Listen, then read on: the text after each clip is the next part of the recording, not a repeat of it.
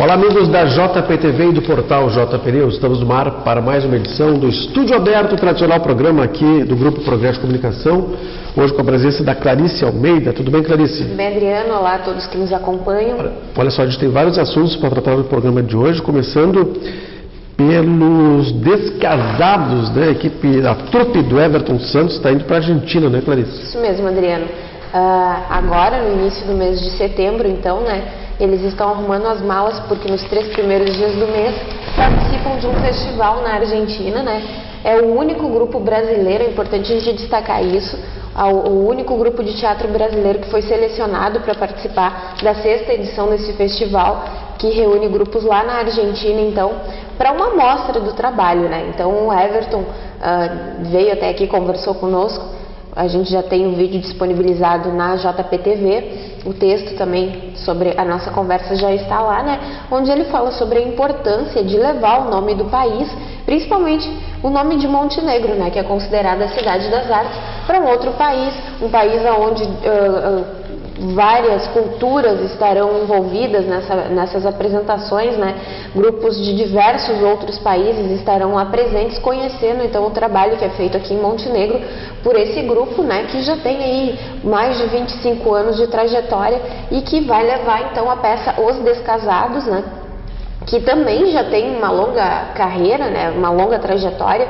Esse ano o espetáculo completa 10 anos de circulação, com várias apresentações aqui no município e em outros festivais também que acontecem no país, e agora então vai estar sendo apresentado lá na Argentina. No último domingo, inclusive, aqui na Estação da Cultura, durante o evento Misturarte, que é um evento promovido pela UERGS, né, em parceria com grupos artísticos do município, o Renascença esteve presente, né, numa ação solidária, também levando a peça Os Descasados.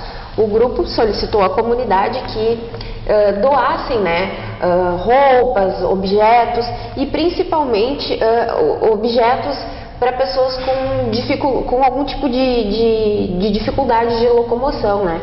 Muletas, cadeiras de rodas, enfim, para que esses itens pudessem ser posteriormente doados para pessoas com necessidades especiais. E parece, pelo que a gente acompanhou, que o pessoal colaborou, né? Levou suas doações e conseguiu se divertir então com a apresentação do Everton e da Gina Samanta, que estiveram lá presentes na Estação da Cultura. Realmente reuniu um grande público, eu estive presente. Além dessa peça, As Bodas da Filha do Bandoleiro foi apresentado também, uma outra companhia de teatro, e teve shows, a Simone Schuster participou. Então foi um evento bem legal, teve apresentações de grupos de dança aqui do município. O Misturarte chega à sua 2ª edição, né? Eu misturei um pouquinho os assuntos, é porque um tá casadinho com o outro, né? Cultura e arte. E realmente foi um evento bem bacana, né? Na sua 2ª edição já conseguiu reunir um número bem expressivo de público, né? E a ideia é que esse evento se consagre aqui no município, né? Sendo realizado pelo menos uma vez por mês, dando essas opções de entretenimento para a comunidade. E o domingo colaborou também, o dia estava bonito, então as pessoas aproveitaram para levar seus filhos, para brincar, jogar bola e de quebra apreciar as atrações lá na Estação da Cultura.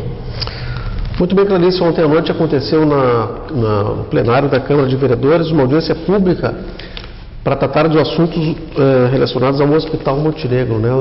Vários municípios estão interessados nesse assunto, já que o hospital anunciou já há mais tempo, alguns meses atrás, pelo menos alguns dias atrás, a desativação de várias especialidades, né? Como é que foi essa audiência pública? Isso, Adriano. Essa audiência pública, segundo o diretor do hospital, Carlos Batista da Silveira, teve como intenção mostrar os números do Hospital Montenegro, que agora no mês de setembro completa 3 anos de atendimento 100% via SUS, né? Então foram apresentados todas as despesas, todos os investimentos, o número de exames realizados, enfim, todos os números do hospital foram condensados, né, e levados para essa apresentação, então, que aconteceu ontem na Câmara de Vereadores. Em relação a esse corte nos atendimentos, como tu colocou, realmente aconteceram, né, e existia a previsão de novos cortes, isso devido ao atraso que o hospital sofreu no recebimento de verbas, né, do governo do estado, que é uma situação que não se aplica exclusivamente aqui em Montenegro. Inclusive, vários hospitais aqui do Rio Grande do Sul tiveram que fechar suas portas, né, por não receberem esses recursos que eram aguardados. A situação do hospital ainda é delicada, disse ontem o Carlos Batista, mas estão trabalhando para conseguir manter o que se tem hoje, né? Ainda falta um valor bastante expressivo a ser recebido por parte do governo. O hospital continua em tratativas para tentar conseguir isso logo, né? Mas a gente observa que a situação do estado realmente é muito complicada. Ontem a gente teve mais uma prova disso, no momento em que os funcionários públicos foram receber e tiveram apenas R$600 depositados em suas contas, né? O que levou a novas mobilizações, novas paralisações, né? Então são diversos setores que estão parados como forma de protesto, né, pela insatisfação aí, né, nessa situação em que se encontra o Rio Grande do Sul. Em relação aos números ainda do HM, a gente está trabalhando na reportagem, né, e posteriormente então o pessoal vai conseguir acompanhar alguns dados ali, né, desses atendimentos e dos valores aí que foram movimentados pela Casa de Saúde nos últimos 3 anos, né, desde que se tornou então 100% SUS. Como é que foi a participação do público presente, né? Houve participação de dirigentes de outros municípios? Houve sugestões, propostas? Ou foi apenas uma apresentação do atual estado do hospital? Teve uma boa participação. O plenário realmente ficou, não dá para se dizer que lotado, mas praticamente lotado. Os vereadores aqui de Montenegro, alguns deles se fizeram presentes, acompanharam, né? E puderam fazer alguns questionamentos também. Mas a base fundamental do evento então, foi a apresentação desses números. Tá certo, né? A gente sabe que os prefeitos de outros municípios que se utilizavam muito do HM, né, estão preocupados, estão tentando de alguma forma colaborar nesse sentido. Bom, a gente segue aqui com mais informações do nosso estúdio aberto. Vamos falar sobre a manifestação que aconteceu na segunda-feira, muita gente pelas ruas da cidade, né? Isso mesmo, Adriano. Foi ontem, então, na segunda-feira pela manhã. E a concentração aconteceu aqui na rua Capitão Porfírio, próximo à Aviação Montenegro, em frente à Fundarte. Participaram professores, funcionários da Delegacia de Pronto Atendimento aqui de Montenegro, da SUSEP, enfim, um grupo grande de pessoas se reuniu ali em frente, inclusive alunos, né? As professoras faziam questão de deixar claro para nós da imprensa que os estudantes que ali estavam com o consentimento dos pais. Mas é uma forma, segundo elas, né, de mostrar a realidade enfrentada pelo Estado, né, e de mostrar para os estudantes que é preciso fazer valer seus direitos, né. Então a manifestação popular é um direito do cidadão e os alunos foram convidados a participar. Teve inclusive escola que trouxe banda, né, para fazer um barulho, para fazer um movimento. Várias escolas participaram, se não me engano foram 12, né. E ontem começou a greve, né, do magistério, que segue até a próxima quinta-feira, então, inicialmente, esse é o movimento de greve que se tem agora, mas na quarta-feira haverá um novo encontro do CEPERS, onde serão discutidas novas estratégias aí, e não se descarta a possibilidade de uma greve maior. Conforme o diretor do núcleo do CEPERS aqui de Montenegro, a ideia de muitos integrantes do CEPERS é de que se faça uma greve por um tempo bem longo aí, né? Diferente do que tem acontecido até agora, que são pequenas greves, né? Pequenas paralisações de 2, 3 dias. Então isso vai ser discutido na quarta-feira. Na quinta vai haver uma outra Assembleia Geral lá em Porto Alegre, né? Para acertar então essa questão aí envolvendo as paralisações. Aqui em Montenegro, o número de participantes foi grande, né? O pessoal acabou se deslocando pelas principais ruas aqui do centro, né? Tomando a Ramiro Barcelos e fazendo um chamamento para que o comércio também aderisse a essa mobilização. Alguns empresários fecharam as portas. Na semana passada a gente já havia conversado sobre isso, né? A gente acabou conversando com o pessoal da Câmara dos Dirigentes Lojistas para saber se haveria uma adesão, então, dos empresários, né? A informação que a gente teve é de que um grupo havia confirmado que iria fechar suas portas. Fecharam? Pois é, pelo que eu acompanhei, poucas empresas, poucas lojas, né, poucos estabelecimentos fecharam suas portas. Deu para contar nos dedos o número de pessoas que então fecharam, né, realmente as portas dos seus comércios. Mas foi feito o chamamento, né? O pessoal que participou do manifesto fez questão de deixar claro, né, que uma vez que eles não recebam seus salários na integralidade, vai faltar dinheiro e com isso o comércio vai ser atingido diretamente, porque os carnês, as prestações que têm a ser pagas, né, vão ter que esperar, porque a prioridade, né, é relacionada então à alimentação, né, à compra do rancho mensal, ao pagamento de água e luz, né, que são fundamentais aí para os cidadãos, né. Então o que pode ser deixado de lado pode esperar um pouquinho mais, como as prestações, vai acabar acontecendo isso, né? Vai acabar tendo esse atraso no pagamento aí, o que deverá atingir o comércio então. Então, isso foi bastante salientado na movimentação. O pessoal então se deslocou pela Ramiro, né? Aonde conseguiu o apoio de alguns empresários e foi até a Praça Rui Barbosa. Lá foram feitas várias manifestações, né? Várias falas de representantes das entidades e realmente com esse intuito aí de sensibilizar um número maior de pessoas para aderirem à causa e também sensibilizar o governo, né? É um momento de bastante revolta, as pessoas estão indignadas com a situação. Posteriormente a essa manifestação na praça, o pessoal se deslocou até o Banrisul. O banco foi escolhido por eles por ser uma representatividade do Estado aqui dentro do município, né? O banco estadual. Então foram até a frente do banco, fecharam a rua também, cantaram o hino rio-grandense e também solicitaram, né, apoio dos funcionários do banco, solicitaram que eles entendam as necessidades que os servidores estão enfrentando, né? E que eles fossem até a rua participar da ação, mas isso não ocorreu, né? A gente entende que é uma situação delicada, mas ficou então essa manifestação aí. E foi lá que teve fim, então, esse movimento que aconteceu aqui em Montenegro, né? Terminou por volta de 11h30 da manhã. Foi bastante intenso, né? Teve um grande número de pessoas, realmente mobilizou a cidade. Bem, Clarice, nesta semana o Grupo Progresso de Comunicação, através do Jornal Progresso, lança uma série de reportagens com os vereadores do município de Montenegro. Foram colocados 7 assuntos temáticos e que foram polêmicas em alguns anos atrás, alguns meses atrás. Os vereadores trataram desses assuntos e deram notas para o assunto, né, e a intensidade e possibilidade de CPI de cada um assunto desses. Ao decorrer das próximas semanas, nós estaremos desenvolvendo essas matérias, né? A primeira delas, a apresentação será nessa semana. Isso mesmo, Adriano. A gente elencou assuntos como a macrodrenagem do Arroio Montenegro, que foi uma obra que acabou atrasando e gerou uma grande polêmica aqui, envolvendo principalmente os moradores da Capitão Porfírio, né? Gerou muitos transtornos, trânsito interrompido, uma poeira fora do comum, né? E realmente levou a várias reuniões, a muita discussão e quando foi finalizado acabou não apresentando o resultado que era esperado. Então esse foi um dos nossos assuntos.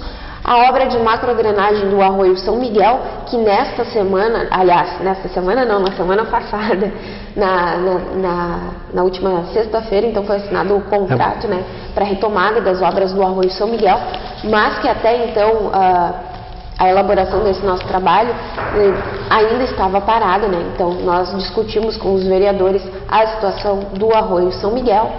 Também trouxemos na pauta a construção, né, das novas salas de aula da Escola Municipal Esperança, que logo que foram inauguradas apresentaram problemas, colocaram a vida de crianças e funcionários em risco, né?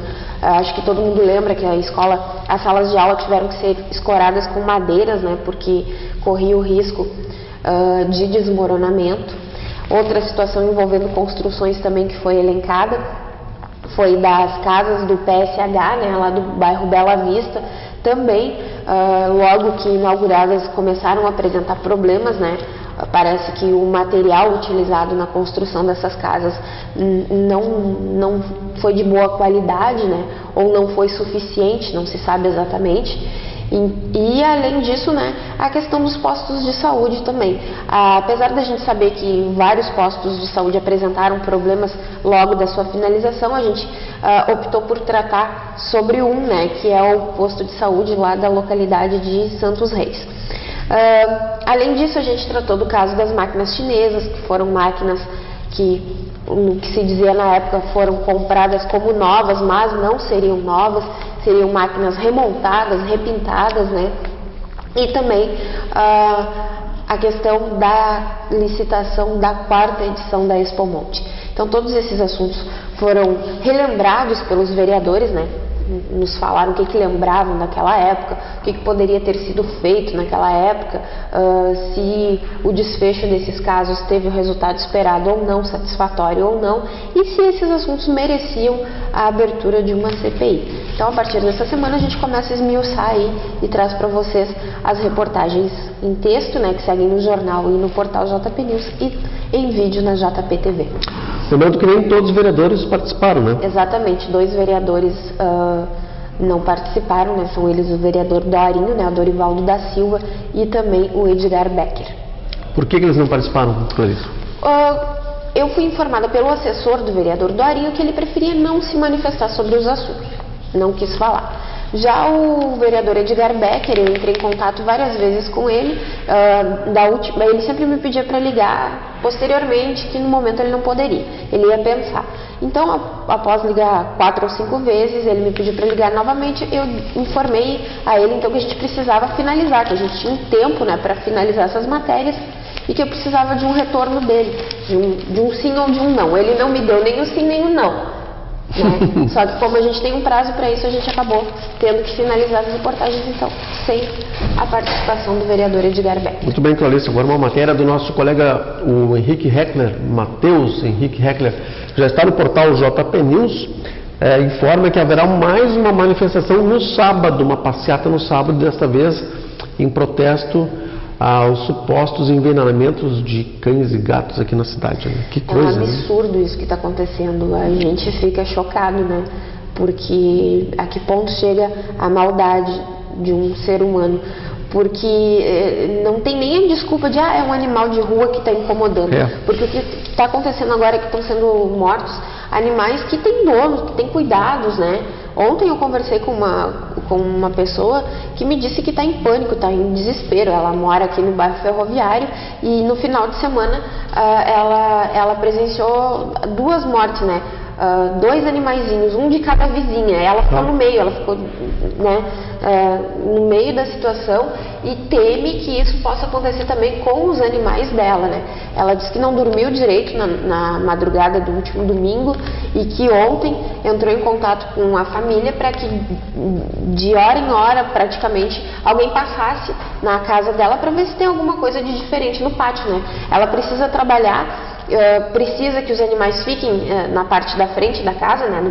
O pátio é próximo à rua e teme, né, que alguém possa jogar alguma coisa dentro do pátio e que possa matar então esses animais. Ela é uma pessoa muito ligada, né, aos animais, sempre gostou, inclusive esses dias ela estava prestes a adotar um animalzinho e aí esse mesmo animal foi morto, vítima de envenenamento, né? Então existe uma mobilização aqui, os moradores estão se reunindo para protestar, mas a gente é complicado dizer que um manifesto vai, né, dar resultado. O ideal seria que tivessem câmeras, né? Inclusive lá no bairro Ferroviário, pelo que ela me disse, um desses animais que foi envenenado na residência tinha uma câmera, mas a câmera estava desligada. Então, se a câmera estivesse ligada, talvez tivesse aí a solução para o caso, né? Mas os moradores estão atentos, estão de olho, né? Cuidando qualquer movimentação suspeita. Então, é bom que o engraçadinho que está fazendo isso abra o olho, né? E é complicado. Uma pessoa que faz isso para um animal, né? Tá se arriscando também, porque numa dessas, quem garante que o morador, não, ao descobrir que foi essa criatura, né, não vai acabar cometendo algum tipo de agressão, né? Porque as pessoas são muito apegadas aos seus animais, muitos tratam como se fosse um filho, um membro da família, né? E sofrem mesmo com a perda. Então existe um movimento de revolta. Então esse engraçadinho aí tem que se cuidar também. Tá certo, nesse final de semana acontece uma etapa da 16ª Festa Nacional do Moranguinho, que é uma festa tradicional aqui do Vale do Caí, e uma das atrações será a banda J Quest, uma banda de rock brasileiro, estará animando o pessoal lá, a festa do Moranguinho, que já é tradicional, né? Agora está aberta a temporada das festas, né? Isso. Na região metropolitana, aqui no Vale do Caí, a gente tem a Expo Inter ainda acontecendo, né? Até o próximo final de semana. Temos a festa do Moranguinho.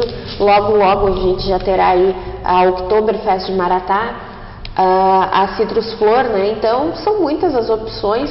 O pessoal vai poder se divertir bastante esse ano, né? Muitas dessas festas acontecem a cada 2 anos, então a hora de aproveitar é agora. E um show do Jota Quest, acredito que vai lotar os pavilhões, né, lá do Morangão. Inclusive ontem eu vi fotos, né, da estrutura que está sendo montada. O palco está ficando muito legal, uma mega estrutura que vai comportar um grande número de público, né? Bacana. Legal, Clarice. A gente segue com agora informações aqui do Estúdio Aberto, né? Trazendo a notícia de que o prefeito Luiz Américo Alves Aldana fez uma pequena exceção na questão da presença dos cavalarianos no Parque Centenário no dia 5, agora domingo, na expansão da Chama Crioula, né? Isso mesmo, Adriano. Foi uma solicitação dos tradicionalistas, né, para que fosse permitida a entrada de cavalos no Parque Centenário durante a expansão da Chama Crioula, porque lá existe a possibilidade de se fiscalizar, né, o animal que terá entrada.